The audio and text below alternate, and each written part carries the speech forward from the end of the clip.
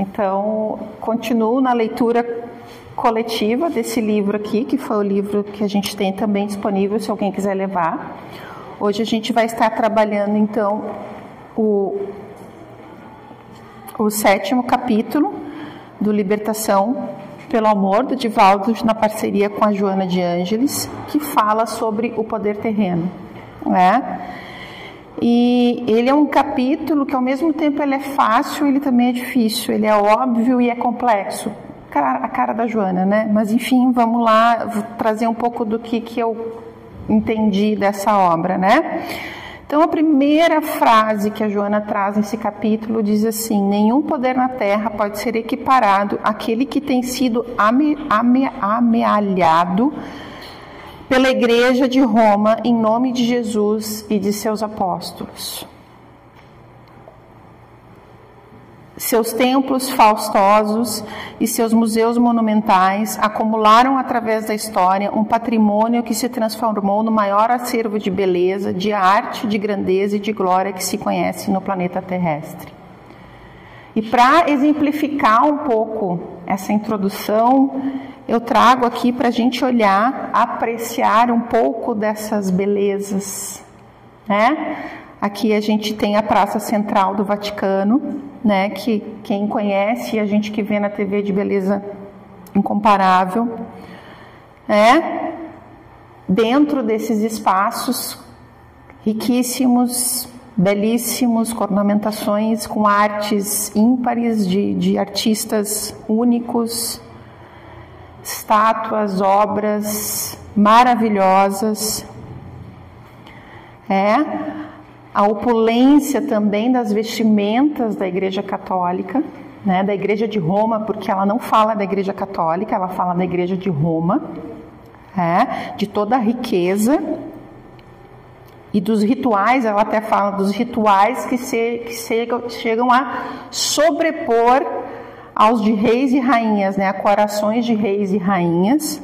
Ela também fala do acervo da Biblioteca do Vaticano, que é ímpar, dizem que tem documentos únicos, tem tábuas, tem papiros, obras, enfim, únicas, né, de inestimável valor para o conhecimento da humanidade. E aqui também faz um comentário a um cofre, essa foto eu achei na internet, né, um cofre secreto do Vaticano, né, da Igreja de Roma, então onde estariam essas riquezas, né? Aqui é um livro, provavelmente uma Bíblia em ouro, que também foi achado na internet. Os afrescos das igrejas também, que são belíssimos, são obras, quem tiver oportunidade, eu ainda não conheci, quem sabe um dia, mas na foto a gente já consegue ver, e na verdade a gente nem precisa ir tão longe, não precisamos ir ao Vaticano para ver, né? Se a gente for em algumas igrejas católicas aqui do Brasil, né, onde a gente tem algumas obras do Aleijadinho também, que é belíssimos, algumas pinturas das igrejas que também repetem esse padrão, né, de riqueza da igreja. De forma alguma, a Joana está fazendo uma crítica à Igreja Católica, ela está fazendo uma consideração histórica da trajetória, né, da Igreja que foi perseguida por Roma, que depois, ao longo da história, ela foi absorvida por Roma, trazendo junto todos os seus conceitos pagãos, né, que eles diziam, e também absorveu todas as riquezas. E por que a Joana traz essa reflexão desse poder terreno, né? Se a gente pensar quantas vezes, né, ao longo da história, a gente não viu essa Igreja de Roma, em nome de Deus, conquistar nações, em nome de Deus, conquistar riquezas, em nome de Deus, matar pessoas que eram ditas como bruxas, como infiéis, né? E se quem gosta um pouco de história, ou gosta de ver seriados, a gente vê muito o poder dessa igreja nos reis, né? Reis que ficavam, que eram decapitados ou eram depostos. Mas olhando para a advogada aqui, depostos, se ela sabe, depostos em função de ser ou não ser aliado da Igreja de Roma. né? Então era um poder muito grande. As histórias que a gente escuta, e até hoje a gente sabe, tal poder que aqueles que se contrapunham até hoje a ela sofrem as consequências, né? Aí a gente pode pensar nos escândalos atuais que a gente escuta com relação à igreja. Mas o que eu acredito que a Joana queira trazer, de alguma forma, é de que essa igreja é uma igreja feita por homens desta terra, né? Encarnados neste momento, com as suas dificuldades, desafios e necessidades, como todos nós. E aí eu fiquei pensando, enquanto eu lia, o quanto nós, hoje, seres humanos, réis mortais aqui, podemos não nos apegar a questões da matéria, se nós, ao longo da nossa jornada, somos incentivados pela religião, que no Brasil é uma das maiores, de que o material é importante, né? Haja vistas, recentemente vimos aí eu ia dizer coroação, mas não é, o novo Papa que assumiu com todo o seu ritual, com todas as suas vestes, que é um ritual. O ritual para nós seres humanos é importante, porque ele marca passagens, ele marca divisão, encerramentos de ciclos, inícios de outros, né?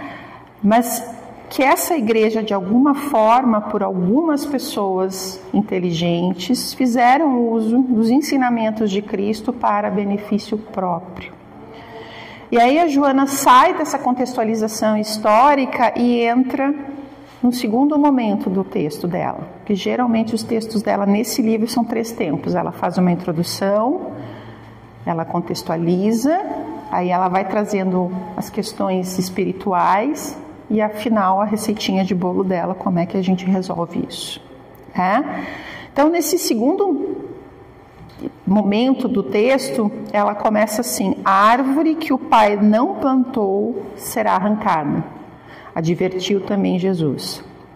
Mediante a força demolidora e inexorável do progresso, as construções realizadas sobre a areia movediça das ambições humanas ruem de um para outro momento, como ocorre durante os terremotos, as erupções vulcânicas, os tornados e tempestades violentas, ou lentamente são vencidas pelos martelos das nobres conquistas. Então aqui, apesar de todo esse poder, toda essa opulência da Igreja de Roma, ela tem fim, né? A árvore será arrancada, aquilo que não foi plantado vai ser arrancado por Deus, né? A árvore que Deus não plantou será arrancada. Porque toda ambição, todo poder, ele é transitório. O poder terreno, né? Por isso que o nome do título é o poder terreno. Ele é transitório. Ele não se sustenta. E se nós pudermos refletir um pouco a história de cada um de vocês, imagino que conheçam, se não vivenciaram, pessoas que eram muito ricas, que perderam tudo, pessoas que não tinham nada e daqui a pouco ficaram ricas, pessoas que estavam muito bem, veio um terremoto e tirou tudo, e traz demonstra o quanto essa questão material, ela é volátil, ela é efêmera. A alucinação pelo poder que tomou conta de alguns cristãos de épocas já recuadas e que foi seguida por outros tantos apaixonados pelo relevo social que fugiam do mundo para melhor dominá-lo, ergueu o império materialista em substituição daquele que ruía e governara o mundo conhecido, representado na decadente Roma. Então, essa relação com o material, para nós, espírito em evolução, num planeta de provas e expiações, ela é algo mais palpável. Ela é algo que ainda faz mais sentido pelo nosso nível evolutivo, A gente não tem, por exemplo, aqui dentro da casa espírita, a gente não tem imagens de santos, não tem imagens, não tem referências, Mas eu, que fui criada na Igreja Católica e fui me tornar espírita na fase adulta, eu às vezes sim visualizo São Francisco de Assis, a imagem de São Francisco de Assis, se eu quero rezar para ele. É como se essas imagens da Igreja Católica fossem de alguma forma mediadores de conexão para a maioria de nós, pelo nosso nível evolutivo. Não é uma questão de certo e errado, não é isso, é uma questão de evolução mesmo. Às vezes, pelo nosso nível, a gente precisa de algo que a gente sinta, que a gente toque, para a gente ter certeza ou para se sentir mais conectado. Então, é importante que a gente perceba o uso que nós estamos fazendo destas coisas. Porque se é para facilitar a minha conexão, se eu quero rezar pela minha mãe, eu me conecto com a Virgem Maria, ok. Mas o que a gente vê ao longo da história foi um uso errôneo do que Jesus ensinou. E ainda hoje a gente tem duas divisões dentro da Bíblia Sagrada. O Velho Testamento, que traz olho por olho, dente por dente, e que hoje vem à tona em alguns segmentos religiosos. E o ensinamento do Novo Testamento, que é o ensinamento de Jesus, que é a lição de amar ao próximo, a Deus sobre todas as coisas e ao próximo como a si mesmo. Então, temos essa do olho por olho, dente por dente, que ainda hoje nós vemos em disputa na nossa sociedade de alguma forma. Tudo porque nós estamos nesse processo. Eu acho que é importante a gente lembrar de que tudo isso acontece não porque está distante, mas porque está próximo. Precisamos entender que nós somos responsáveis pelas escolhas e pelo contexto que nós estamos. Seguindo então Joana, ela traz tudo isso sob disfarce de servidão a Jesus, cuja coroa foi feita de espinhos e o ridículo manto vermelho que se lhe atiraram sobre os ombros feridos, ironizando-o como rei de nada, ao tempo que ostentava a cana imunda em forma de cetro, para completar-lhe o conjunto humilhante. Então ela lembra o momento da crucificação de Jesus, do quanto ele foi humilhado e do quanto ele não tinha razão para ser humilhado. Mas por que isso aconteceu? Porque ele era uma ameaça para uma sociedade vigente. Ele trazia questões que ameaçavam a sociedade. O amor, o perdão, o cuidado com aqueles que eram explorados para fazer a manutenção de uma sociedade rica, onde poucos usufruíam de muito, que se perpetua até hoje de uma forma mais atualizada. Então tudo isso que Joana traz da época de Roma se atualiza nos dias de hoje. E a gente não precisa ir muito longe para ver isso. E fazem uso dessa figura que jamais se negou a atender ninguém, não importando essa classe. Principalmente aqueles que estavam escanteados pela sociedade, aqueles que eram sujos, aqueles que eram doentes, aqueles que não estavam como um cuidado.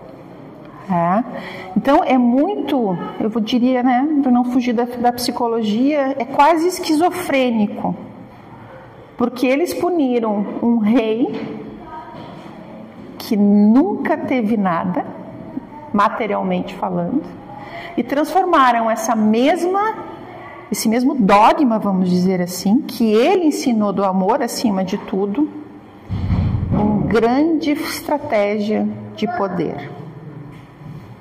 E aí vejam a capacidade do ser humano, da inteligência do ser humano, de fazer uso das coisas a seu próprio favor.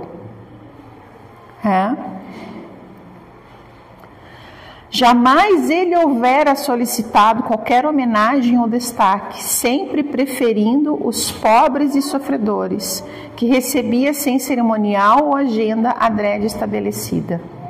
Seu poder sempre foi moral e a sua era a elevação espiritual de ser perfeito por Deus criado para servir de modelo e guia da humanidade. Mas um modelo e um guia da humanidade muito assustador. E também que não fazia muito sentido para aquelas pessoas daquela época. Aliás, algumas coisas não fazem sentido nem para nós. Muitas vezes não consigo perdoar. Ah, não, aquele lá eu não vou perdoar. Eu perdoo uns 3, 4 mais para frente, mas aquele, não.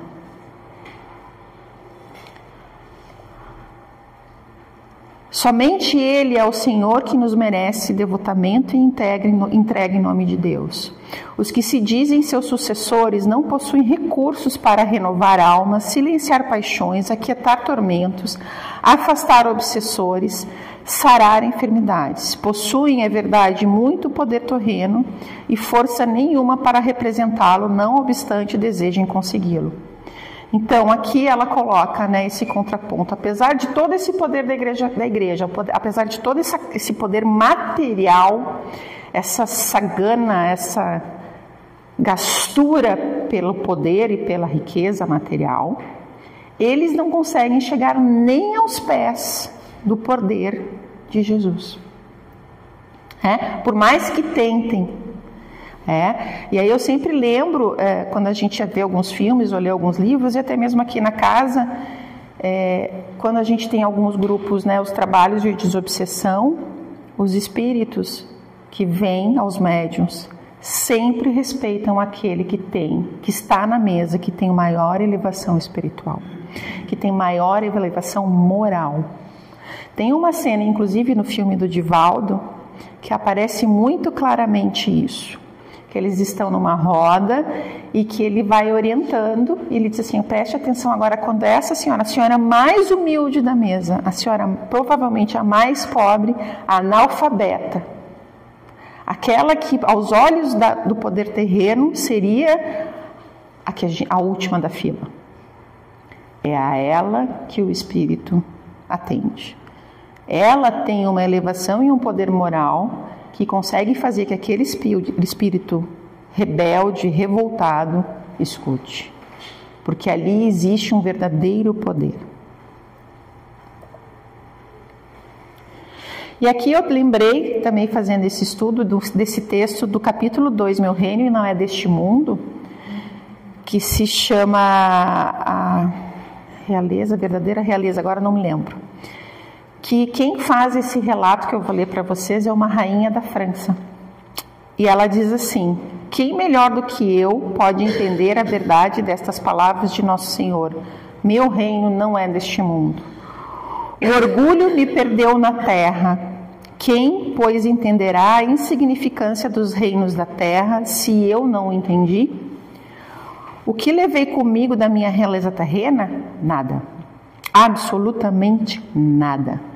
E para tornar a lição mais terrível, a minha realeza nem sequer me seguiu até o túmulo.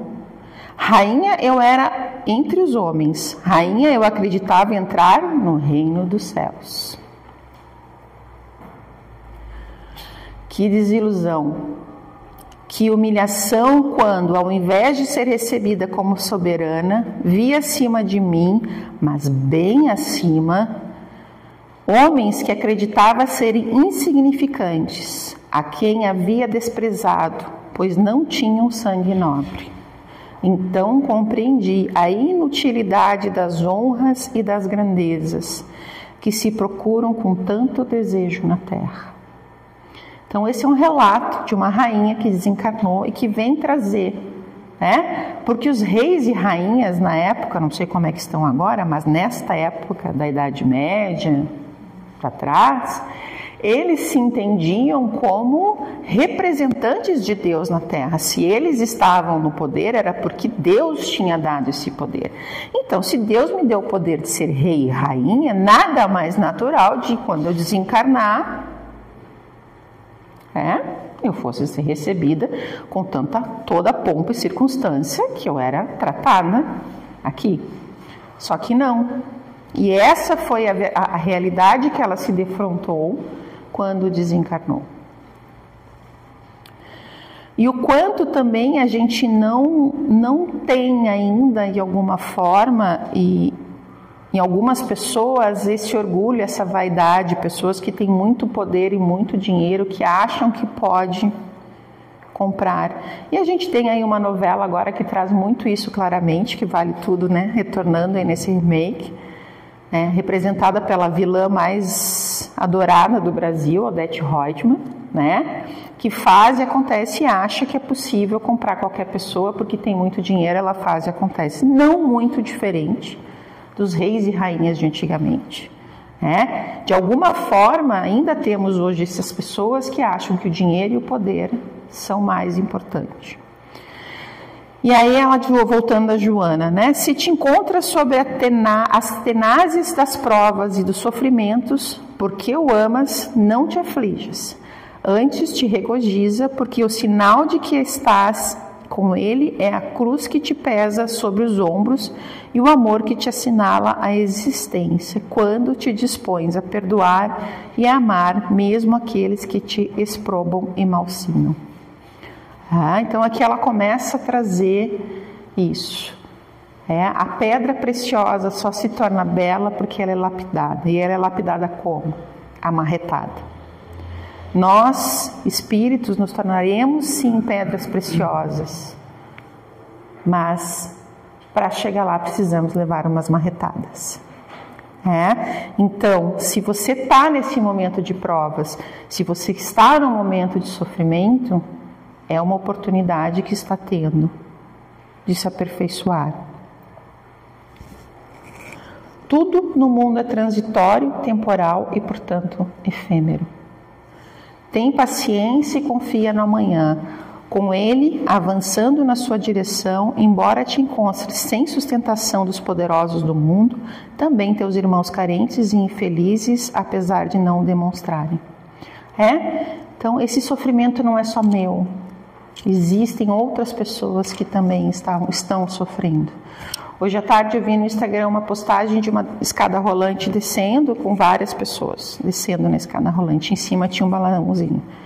Um acabou de perder o emprego, o outro perdeu a mãe, o outro está com dificuldade, não sei. Cada um tinha um problema, acabou de se separar. Cada um tinha um problema. Aí dizia embaixo: trate bem o outro, porque você não sabe o que ele está passando. Que muitas vezes a gente acha que porque a gente está sofrendo, a gente é a única pessoa no mundo que está sofrendo. Não, várias pessoas estão sofrendo. Quantas pessoas estão hoje recebendo um diagnóstico de câncer? Quantas pessoas estão recebendo hoje o diagnóstico, a perda de alguém importante por um acidente, por idade, por doença, por tantas coisas? Quantos hoje não foram demitidos no planeta? Quantos hoje não sofrem a dor, qualquer que seja? Porque em nós é maior, sim, porque nós que estamos sentindo, mas isso não significa que o irmão não esteja sentindo também a dor. E às vezes a nossa dor também, se é alguém próximo a gente, ou uma dor semelhante se é uma perda de alguém amado. Então aqui ela nos coloca que tudo passa, tudo tem seu tempo, tudo é efêmero. E que não estamos sozinhos no sofrimento no mundo. Cada um de nós, na sua individualidade, está sendo lapidado nesse planeta de provas e expiações. E aqui, para finalizar, eu trago então esses tópicos que me suscitaram a reflexão. A Terra é uma escola. E toda escola tem prova, não tem? Tem prova de recuperação, a gente roda, volta para o mesmo lugar. Se a gente não aprende uma lição, a gente não tem que repetir. A vida é a mesma coisa. Se tu não aprende aquela lição, ela fica repetindo até tu aprender. Se tu não aprender nessa encarnação, tu volta na próxima para aprender. É que nem escola. O planeta é uma escola. Sofrimentos como oportunidades. Vejam os sofrimentos como oportunidades. Como uma oportunidade de você se lapidar. Em vez de se revoltar, agradeça, se resigne. É difícil? Não é fácil, gente. Todos vocês passaram com alguma coisa que desceu atravessado, mas desceu. e passou. O valor relativo da riqueza. E junto aqui a utilização para o bem dos bens terrenos. A riqueza sim tem sua função. Bem utilizada, ela pode auxiliar os que necessitam. O Evangelho tem uma passagem que fala da necessidade da riqueza, porque a riqueza ela é importante que algumas pessoas tenham, para que elas possam com esse montante, ofertar trabalhos, ofertar oportunidades, coisas que se dividíssemos em todos, seria muito pouco, por exemplo, para financiar uma pesquisa de cura ao câncer. Então, é importante que não por acaso temos pobreza e não por acaso temos riqueza, mas que é importante a gente entender que fazer um bom uso da riqueza é necessário. E o que é de fato valoroso? Comprar o carro do ano ou poder pegar um Uber e passear com o seu filho, pegar um ônibus, ir a pé, qualquer que seja. O que é o verdadeiro valor? O que é a verdadeira riqueza que nós temos? De poder acordar todos os dias de manhã e seguir fazendo melhor? Ou ficar reclamando que não deu certo aquilo que a gente queria? A felicidade está no ser e não no ter. Apesar da gente ainda precisar disto. Precisar, a gente tem que estar arrumada, tem que estar maquiada, quando eu estou na estica assim é porque eu trabalhei, aí maquiei, quando não eu estou mais assim, um tênisinho, mais soltinho, porque as pessoas olham primeiro para aquilo que você parece ser. E para você ter alguma referência na sua sociedade, a gente tem que parecer ter. Uma amiga minha, a gente faz o evangelho juntos, online, toda semana, e ela caiu um tema e ela disse assim, meu tio, hoje, ele é um advogado de referência aqui. E quando ele começou, ele contava, que assim, o sapato estava furado embaixo, mas em cima não estava mais lustrado. Era um espelho de tanto lustre, porque ele aparentava ter. E ele era um bom profissional, tanto que hoje é referência aqui na cidade. Mas ainda assim, os nossos olhos precisam ser agradados para a gente poder ser respeitado. Aí é um bom uso. Vamos pensar assim. Se para ser escutado a gente precisa fazer o uso desse artifício, que assim seja. Mas não façam mau uso disso. Não façam uso disso para o mal, mas sim para o bem. A benignação e a caridade são os caminhos que a Joana trazem também para a gente poder, a prática. Joana disse para Divaldo, quando a gente enxuga as lágrimas dos outros, a gente esquece das nossas. Quando a gente vê a dor do outro, a gente vê que a nossa não é tão grande assim. E a minha profissão me permite, em algumas circunstâncias, que eu penso assim, gente, se eu fosse essa pessoa, eu não ia dar conta disso, não. Não ia dar conta. E a pessoa dá conta. Assim como as pessoas devem olhar para a gente e pensar, como é que ela deu conta? Como é que ele deu conta? Então, a gente não sabe do outro, a gente sabe da gente, mas a gente nunca está sozinho, porque Jesus está sempre junto de nós. E aqui a inteligência é serviço do bem, porque a inteligência também pode ser praticada para o mal. Eu sempre, quando eu vejo esses hackers, aí o Paulo que é da área da TI, essa área da tecnologia que eles fazem, dão golpes milionários, por que não usa essa inteligência para o bem, Se usasse para o bem não seria tão melhor, mas não, usam para quê? Para benefício próprio, para riqueza. E aí, para terminar, ele, que nos ensina tanto todo dia. Obrigada, gente. Tu tá com isso?